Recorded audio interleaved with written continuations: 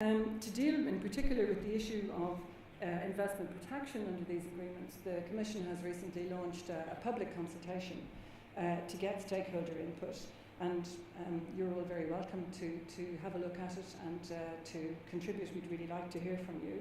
You have until June to do that, but I think it's important that we engage, that we explain what it is we are seeking to negotiate, and actually we're using in the public consultation part of the Canada text to show the kind of actual wording that we would be aiming to negotiate, because we have nothing to hide. This doesn't go on in back rooms. We want people to understand the context of what we're negotiating, what we're seeking to achieve, and then to get their input and contributions to it.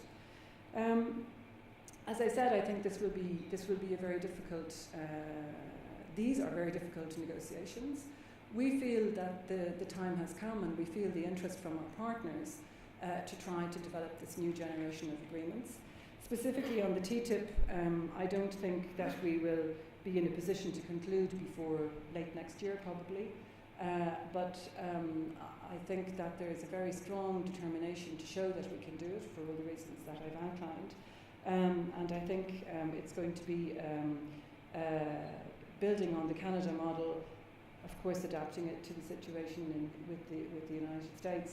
All of that's going to be a very important journey for Europe as we get out of the crisis, as we look for external sources of growth for the future. And that's where I'd like to wrap up, because this new generation of trade agreements is an intrinsic part of Europe's growth strategy for the future. Europe has to stay open to the outside world. It's how we have built the prosperity that we have. It's what makes us a world player even beyond our size. And it is going to be one of the key areas in which we can create lasting, viable, good jobs for the future. So we can, and that's the challenge for the new leadership who will be coming into office later this year, we need to bring the internal and the external together. So I mentioned at the outset the new economic governance rules that we have in place, where we are sending recommendations to member states to continue to invest in areas like research and education and skills, to keep an eye on the relationship between productivity levels and salaries so that we can remain competitive internationally.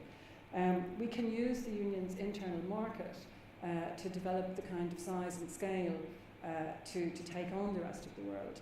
But we also need, at the same time, to be developing opportunities for Europe's companies to export and invest outside of the Union. So all of this comes together in what I believe can be a very powerful agenda for the future. And I think it's an agenda that fits extremely well with Ireland's agenda, typically as a small, open country that relies on trade and relies on investment for its growth. What we are doing is seeking to negotiate opportunities, which then individual companies have to take up, but to create both the openness to bring new markets to both big and small companies located in Ireland and across Europe, but also to provide the kind of investor protection, the stable, enforceable legal framework that's so important for companies to do long-term business around the world. So I want to finish just by saying that the negotiation and the very active pursuit of these negotiations now is also a sign of Europe being back on the international scene. We never went away during the crisis, but all of the political attention was completely absorbed by dealing with the crisis. I think that we still have a lot to do, but we are emerging from that very difficult period, and opening up new opportunities around the world is symbolic as well as very real in economic terms. It's about again wanting to shape future global developments in a way that will be supportive and positive for Europe, but also for the rest of the world. And I think that these are agreements that will take time and a lot of skill to negotiate, but which can be mutually very beneficial. And that is the kind of deal that we're all looking to negotiate for the future. I think they're worth working for, and they're worth waiting for. So I hope that I've managed to give you at least a little bit of a flavour about what we're working on at the moment, and hopefully it won't take too long before we can announce that we've concluded. Thank you very much.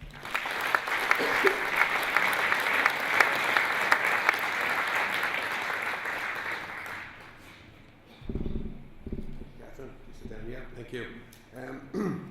Thanks, Catherine. That was a really excellent presentation. I mean, one of the great things about having a speaker like Catherine come and talk to us is a couple of things. One is, we mentioned Irish Life earlier, and plain speaking, and I don't think you could get any plainer speaking plain speaker than Catherine. I mean, when one starts to think about a thing like SETA, you just think about an amorphous mass, so thank you for bringing it to life, Catherine. And I welcome our other speakers back on stage, Paul and Leo. As they're getting mic'd up, it's come now to you as the audience for an opportunity to address our speakers on the topics that they've covered this morning. We have a number of roving mics in the room, so please raise your hand, we'll get a mic to you. And if you're going to pose a question to the speakers, please state your name and the company or organisation that you represent. Hard to see from up here. If anybody has their hand up, well, that's better. Now I can see. Okay, so don't be shy. Somebody must have a question somewhere. Over here on the right, thank you. Hang on, there's a mic coming to you. Get the session going. Thank you very much for three very interesting presentations, and it really shows the potential of what free trade agreements can offer, and a deep relationship between Canada and Ireland, and the example that can show for other areas. One question I have in terms of the CETA, one of the great achievements, I think, of the negotiation between EU and Canada was moving beyond the federal level to the provincial level within Canada. And just like to ask Paul of his experience of the difference between between federal and provincial in Canada, and also maybe to Catherine, what learning have we got from CETA that we can bring, for example, to TTIP, negotiating with the US, bringing it beyond the federal level into the state level, and this is particularly important in the area of public procurement and the provision of services. So perhaps I'll start off there. Well, our provinces and the federal government get along marvelously all the time. You can see that through our Quebec election a couple of weeks ago. What I would say is that with any trade deal like this, one of the challenges always is going to be bringing along the provinces at the same time as the federal government. But if you focus on the commercial interests, I think our provincial governments are, for the most part, always well aligned with the federal interests, which are trying to advance trade, advance the economy, look for opportunities that way. So one of the interesting things is, as we think about, Canada's a vast country. We're very resource-centric in the West. We tend to be more manufacturing-centric in the East.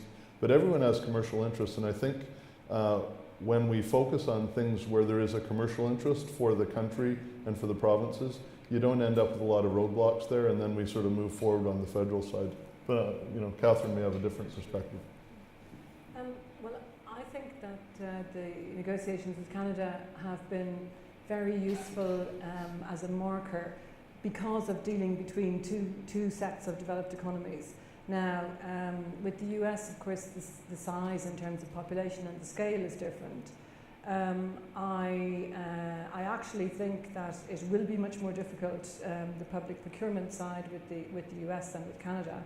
And Canada was no pushover either, I can tell you. They're very difficult people to negotiate with. But I think it has given us a model. We're bringing already very developed systems together and trying to figure out what do you have to change and what do you not have to change. So that's been very helpful.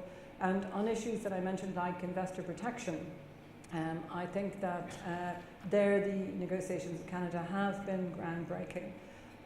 I think that there was more openness and more. Canada is more open to the outside world in terms of the trading relationship. There's a lot of the United States, it's very continental scale anyway, so they don't need to be active beyond their borders. And again, the issue of investor protection is an important one, because for a European company to try to take action, I don't know, in some of the let's say the least exposed to international trade states, there naturally will be a tendency to favour the local player. On the American side, they look at us with 28 very different countries, and they say, well, how can we really be sure that from one country to another the equivalence is there? You say you have a common system, but you know, can we really trust the laws in country X as much as we can trust in country Y? So having already had negotiations with a country that's as developed as we are has been trailblazing in that sense. Now then we will get down to what's difficult for the European side is each of our 28 member states has a different mix of interests, and trying to balance the country interests against the sector interests, against the overall interest, that's you know, the very intensely interesting part of the work. But having done this negotiation with Canada, there are so many points of reference that I think will stand us in good stead for the future. Thanks, Catherine. Paul? Another question? Yeah, here in front. Julian, mic's on the way. Thank you very much, Gillian Van Turnout. I suppose the question that I've been asking, listening to the different presentations, is the role that Ireland can play and Irish businesses can play, both with leveraging the agreements that are already in place and how we can potentially leverage the agreements that are going to be there, but also, you know, that investment in Canada, in the US, and you know, for Irish companies, how do we access, how do we ensure, you know, many of the speakers have talked about the services development. I think that's something Ireland does particularly well.